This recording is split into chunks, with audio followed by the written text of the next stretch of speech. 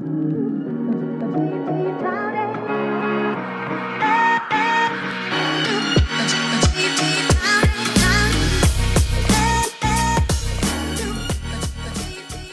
effectivement, la ponction lombaire n'est pas obligatoire maintenant pour le diagnostic de sclérose en plaques. Alors comment on fait le diagnostic?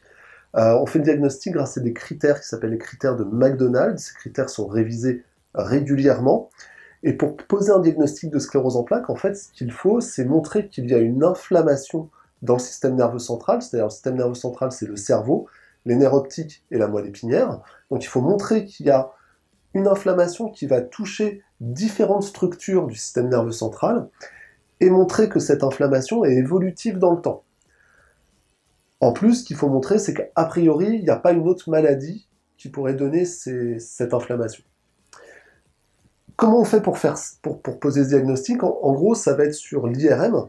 L'IRM, ce qu'elle va voir, c'est les lésions de sclérose en plaques. Et elle va voir les lésions qui touchent le cerveau, qui touchent les nerfs optiques, qui touchent la moelle épinière. Quand on a ces critères-là, on a ce qu'on appelle le critère de dissémination spatiale. Alors après, ce qu'on peut faire, c'est d'autres IRM au cours du temps, et sur ces autres IRM, on voit apparaître des lésions. À ce moment-là, on a le critère de dissémination temporelle des lésions. Ça veut dire que la maladie est dans un processus dynamique avec une création de lésions. Ça suffit pour poser un diagnostic de sclérose en plaques.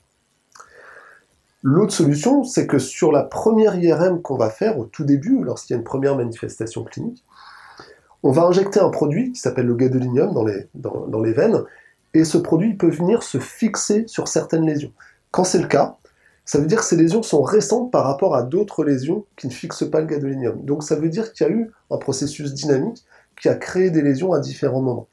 Et donc dans ce cas-là, on n'a pas besoin de faire de ponction lombaire parce qu'on a à la fois le critère de dissémination spatiale et le critère de dissémination temporelle. À ce moment-là, on peut se passer de la ponction lombaire pour faire le diagnostic. Et c'est comme ça que certains patients n'ont pas de ponction lombaire.